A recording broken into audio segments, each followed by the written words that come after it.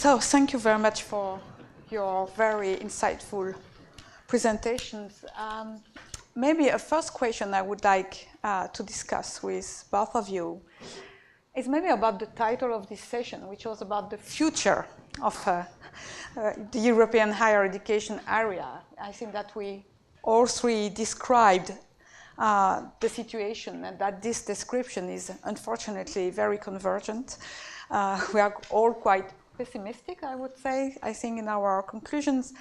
But what could be this future of the European higher education area, and at what level could we imagine reaction? So we mentioned universities, and you were quite pessimistic about their capacity to really be leaders in terms of reaction, or at least just seems to say that they much more comply than really react. We mentioned the national government, but are they sufficiently strong in order to do so and to impose to other countries some of their views? And we also mentioned the EU, and I was quite pessimistic about the capacity of the EU about developing collective reaction. So what are your views on this future and on the capacities of these different levels to react to what we are involved in? Well, if I can start, I thought that at the end of my speech, I clearly addressed the academic and scholarship community itself. And I think if we, people in foundations, in higher education institutions, if we do not address these things by ourselves and also do not interact with the media, etc., then we are more or less providing all the public space to those who are objecting to this kind of process. So if we want to save the cosmopolitan project, as some of you said, then we will have to take the fate into our own hands. That's my first point. The second one, I would not be quite as pessimistic as you were with respect to what can the EU do and what can national governments do, because my feeling is that they can, if they want to, they can do quite a lot. And I could give you the example, for instance, of the German Initiative on Excellence. You see, we've been discussing for years and years that there is a need for a structured doctoral education or doctoral training that goes with the research they have to do, of course. And by offering 1 million per graduate school, it was not just those 40 who won later on the grant for a graduate school, all the others also implemented it. So across Germany, we now have graduate schools all over the place. The same is currently going on in the Caucasus region, because it's just our small private foundation compared to the billions of others. They have all been participating in a competition for this kind of thing. So there is some convergence still going on. I wouldn't say it's splitting up all the time and becoming ever more heterogeneous. But on the other hand, of course, if the respective academic institutions do not really argue in favor of this process, then they lose out. And what we have to admit is, in this country as well as in Europe, that there are also among the academics quite some people who are on the other side of the fence, so to speak.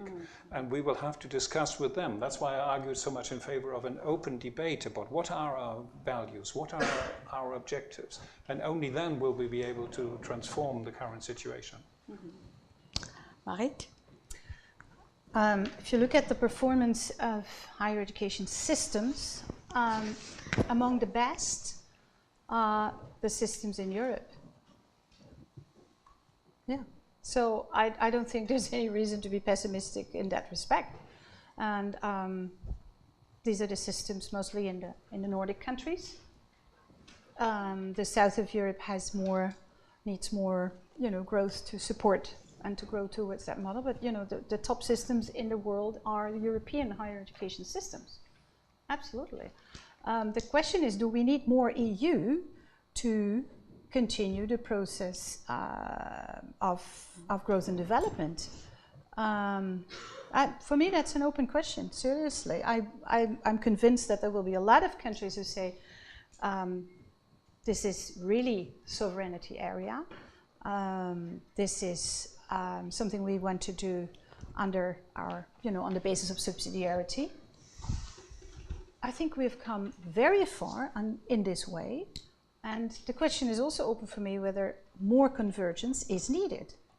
Is that needed? I mean, there is an enormous lot of cooperation, there's an enormous lot of mobility, and the way the EU coordinates now this cooperation, and I think gives a lot of opportunity to countries that are still on the path of development of their systems to benefit from it.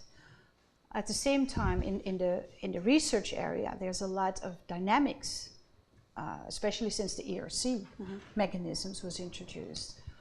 So there you can see that there is more competition than cooperation. Yeah. So if anything needs to happen, it is more coordination between the higher education area and the higher education research area. And that's been set for, I think, what, 20 years? That's work that needs to be done, I think. May I react to that just for a minute? Because if you compare the US and Europe, you can imagine that in the US you have different states, like we have in Europe. And you have also quite a differentiated system, so that, as I always said, there is no American system. There are many American systems. And you can include into that the different systems in the different states, but also the private and the public universities and so on. But at the same time, you can really see the US as a much more integrated area than the EU in terms of the academic situation, because you have at least one academic labor market in the US. What you do not have in the EU, even if there is mobility, it's still quite difficult to be recruited, to be hired in Sweden or in Germany or in Italy if you don't know the local rules, if you don't have any contacts with some people there. So we could go further in this direction, I would say, and that's what I wanted to say about also the heterogeneity. This heterogeneity is great, diversity is great, but when you have two different rules, two different ways of doing things, then it's quite difficult to go beyond and to develop this common feeling of being part of one specific area. Would you agree with that? Or? Well, I partly agree. I was, when you were saying the first point, I was reminded of Cliff Edelman's report here in the US on the Bologna Club, where he argued and made very clear that there is, there's more mechanisms for credit transfer in Europe than here. So, seriously, I think for education we have really made enormous progress. I agree with you when it comes to pension systems, and insurances and stuff like that. You're absolutely right, but that's beyond the higher education policy. It's more the social policy, and well, we'll see in the newspaper tonight. But maybe there's going to be more progress made in that area. Well, on the one hand, it's pretty clear that the social systems have not been integrated to the extent necessary in order to have the free movement of researchers or professors all along. That still doesn't work very well. But on the whole, if you look at, let's say, the people, particularly the students, you see, we've been achieving quite some progress over time. The real problem is that, let's say, several of the governments of the 28 member states do not want to proceed further with integration. And that's where, in my view, within the next 2 or 3 years, we will have to somehow develop, let's say, a Europe of different kind of integration processes. So what Monsieur Macron already suggested will probably lead to the fact that there will be maybe the core of the Euro zone integrating more, and others will probably deliberately want to stay away from that. And that's something which opens up also new opportunities. But of course, at the same time, this may well then disintegrate certain other parts of Europe which have also joined the European Union rather quickly, although all the preconditions for joining were, let's say, rather weak. Wilhelm, you mentioned this Academy in Exile that I think your foundation developed. Do you know other initiatives going on in Europe? I know one in France, which is the POSE program, And in my own institution, we are hosting some Turkish academics which were in danger. But are there other initiatives like that in Europe? Yeah, there are, alone in Germany, there are several of those. For instance, the so-called Philipp Schwarz initiative by the Alexander von Humboldt Foundation, which is complementing their other fellowships, and there are also, well, the Mellon Foundation and others contributing to that, to fund it and to support it, also German private foundations. Then there are, of course, numerous activities by the universities themselves, and additionally at the state level, for instance, for Baden-Württemberg and for Lower Saxony. For Lower Saxony, it's again us supporting a specific program to enable the universities to, first of all, give not just researchers from Turkey, but from the entire Arab region, but also some from North Africa to actually then develop their skills accordingly. It's not such an easy kind of thing to do because you see, particularly in the experimental sciences, they were lacking the kind of state-of-the-art infrastructure. So first of all, they have to get trained in that respect. And then, of course, we hope that within 2 or 3 years' time, they will have the opportunity to compete themselves for additional grants. But it's a long way to go. And last but not least, of course, the language training is something that matters the most with respect to particularly the young refugees coming into Germany, and there are hundreds of thousands of these. And it's, well, as we say in German, wo aber Gefahr ist, da wächst das Rettende auch, a quotation from Hölderlin. So where there is danger, there's also an opportunity to save some of the dangers or problems. And it's really the moment of civil society at large. So there are so many organizations. You see, the public administration would not have an opportunity to cope with this challenge by itself. So it's basically also all kinds of so-called community foundations and associations that really get involved in this and try to support it. And the question is, at what point can they then transfer the things they've done into a more professional kind of setup? And that's what we are currently grappling with.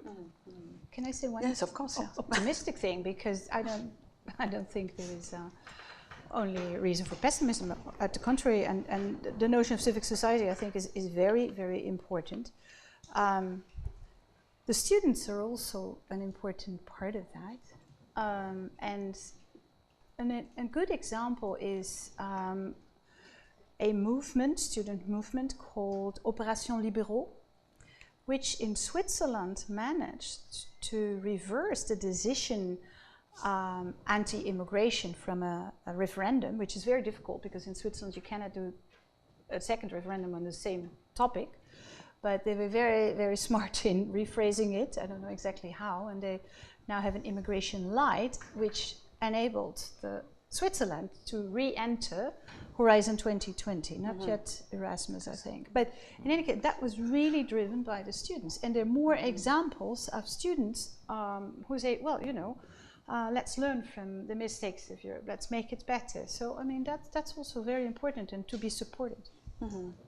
I think it goes in the direction of one of your slides, which I really very much appreciate, where you put academia needs society. And most of the time we think reversely. We think that the society needs academia. And I think that's, can you elaborate a little bit more? You already described what you mean, but I think that's why did you put it this way? Well, well, we organized a conference for German universities and research organizations 3 weeks ago, which had that title in order to irritate people, of course, first of all, because the assumption is generally, you see, the society at large should be happy with us. We're doing such important work, and we are doing all the kind of research. And yesterday we saw on one of those charts all the Nobel Prize winning kind of innovations, etc. But the question really is, and I think particularly for countries like Germany and like the Nordic countries, where we still have quite a strong belief by the public at large in the usefulness of what academics are doing. But still, also in Germany and other countries, the Netherlands, the figures are rising. And so we have to somehow be attentive to this and realize that we also need the support from civil society, from society at large, if we want to go on with what we are doing, and maybe we have to change our modes of communication. And that's, I think, really crucial, because just to give you one figure from a more recent survey for Germany, people saying that they think science and research are changing their private living condition or their personal conditions too fast, at too high a pace. And that's about 32%. And of course you can say, well, this is one thing we are all grappling with because of the rapidity of change, etc. But it's clearly indicating that if we cannot really get some sort of confidence in this process of change, then we will end up with a much more distrustful kind of climate also for higher education and research. And that's why I think it's time for us to also try to open the laboratories, the lecture halls, etc. I just agree. Opening up and trust. Trust is the most precious thing. We always ask for more funding, but trust is key. And if trust is going down and demands for funding are still going up, and it is, then that's a key problem. And at an OECD meeting, looking at the funding of higher education, you could see the funding is still going up.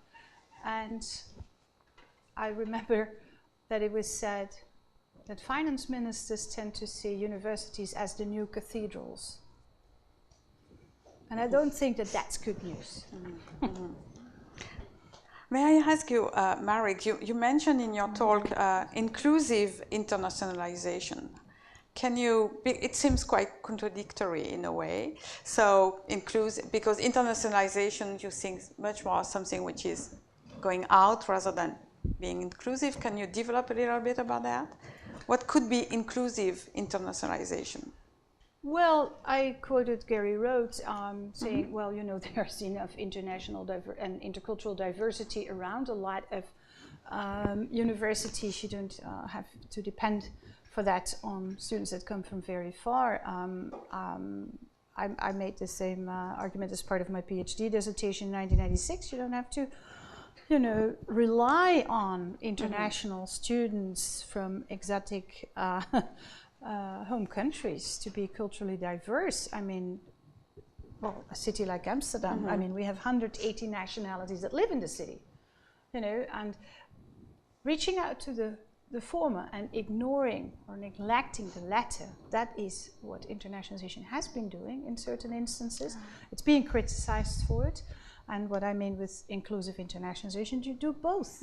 You just do both.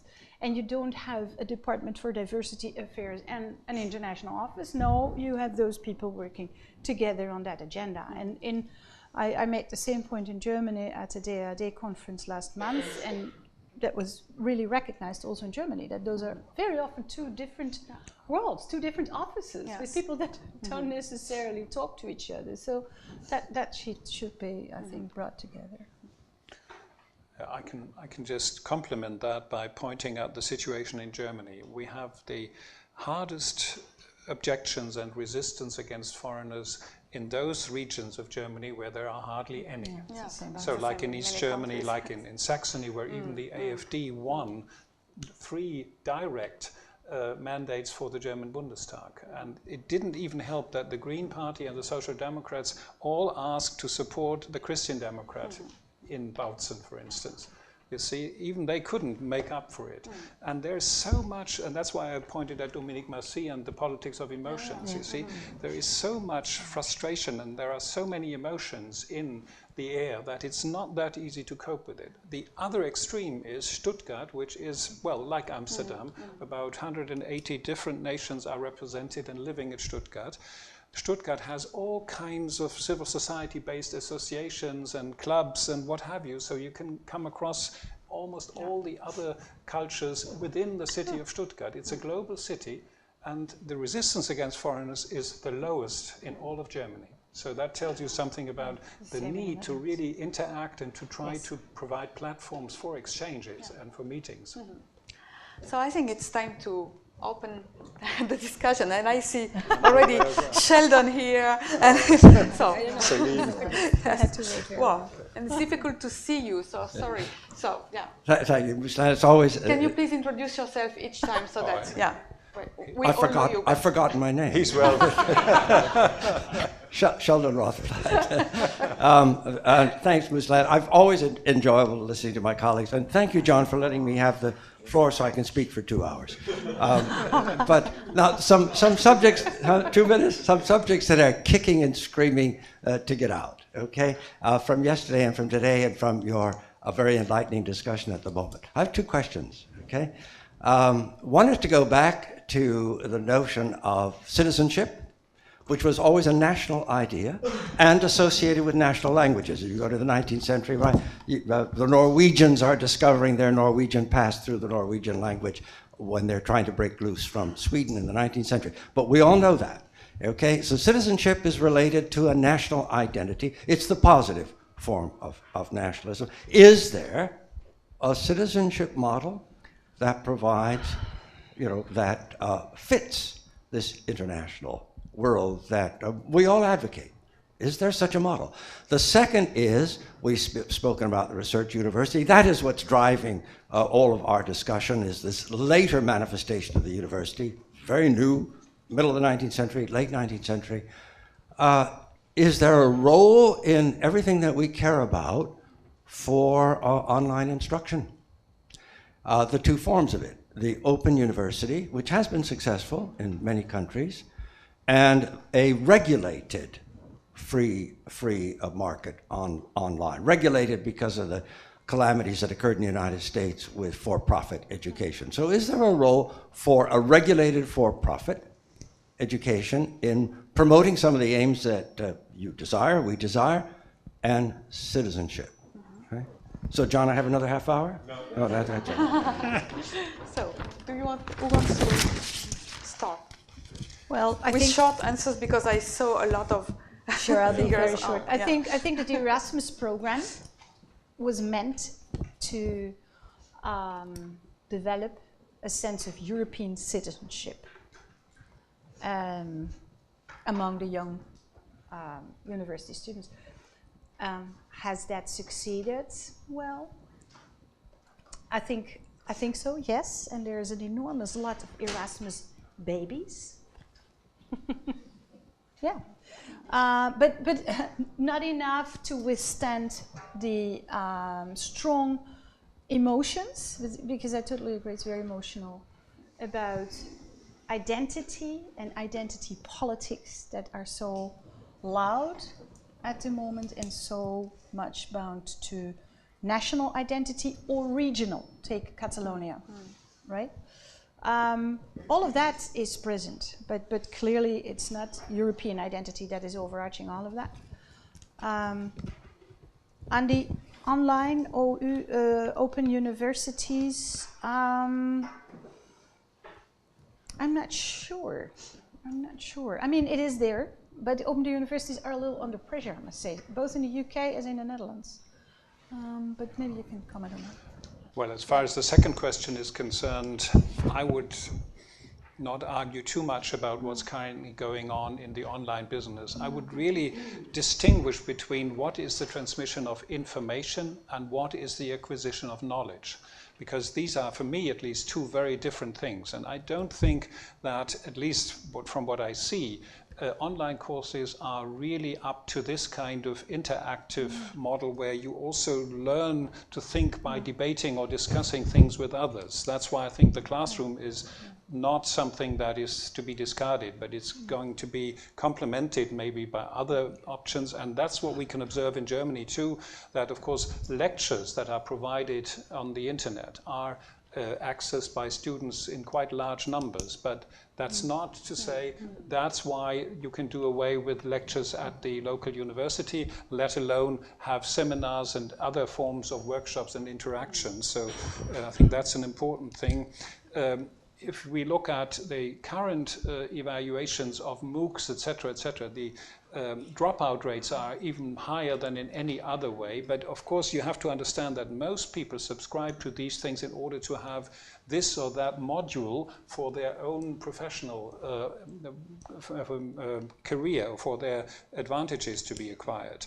As far as the citizenship is concerned, Sheldon, I agree with you. We've probably not been focusing on any European or cosmopolitan kind of concept of citizenship to the extent necessary within the academic world. And I think that's something we will have to address even more, and that will also be something that the European Union either pushes within the next 5 to 10 years, or we will lose out on this aspect of we are Germans, we are maybe even from Lower Saxony or from Saxony, whatever, but there is also this European identity, and these multiple identities will be something to really discuss and to develop concepts for.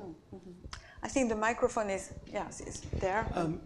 I'd like to... Salim Alan Unger, I'm with the Institute of Governmental Studies.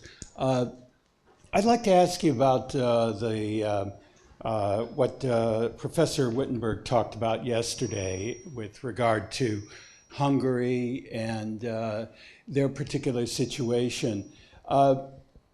Could you suggest how the EU and the educational community in Europe might address that situation, taking into account what you've talked about in your presentations and your panel, that being that Europe is not united in terms of how they look at nationalism and some of the other factors, political and otherwise, that appear to factor into the political situation in a place like Hungary? Well, the Professor Wittenberg did not mention yesterday in his presentation that, what's it? No, I just... Oh, sorry. Organizing the yeah, sorry. That the European Commission intervened, and quite explicitly. The first Vice President, Frans Timmermans from the Netherlands, actually, intervened, and it helped. And I think that behind the scene they continue to do that. I don't exactly know on what title, but they put quite a lot of pressure on the Hungarian government to avoid any infringe on, the institutional autonomy, academic freedom, and I'm sure they're working. They continue to work on that.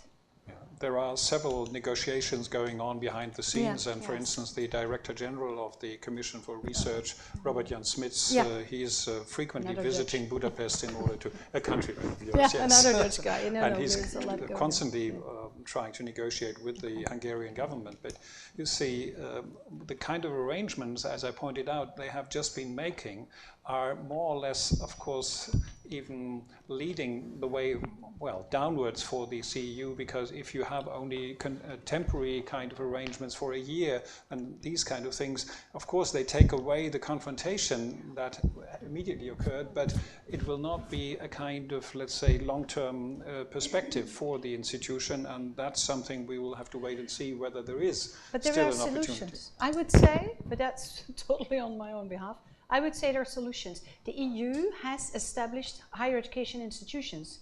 Collège d'Europe in Bruges. The other one is in Florence. Why not give CEU that status? I would say. You can record it. Maybe the US would be annoyed. But that would be my proposal. Okay. Please, yes. Renato Pedrosa from Brazil. I'd like to talk about financing higher education, not research in higher education, but general financing.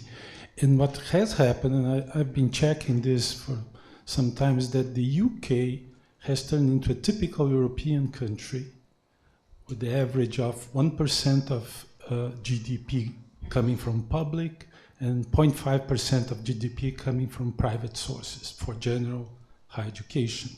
And now it's the other way around. It's 1.52% of GDP private and 0.5% public, which puts it in a group like Australia, Japan. So it looks like, from the point of view, I think, of higher education finance in the UK, with the exception of Scotland, that doesn't follow the fees, the rules, etc., that there is already a trend towards a different model as the continental model. Like, I think Germany instituted fees and then went back, right? So most of the continent has very low fees, if they have, and typically most of the investment comes from public sources.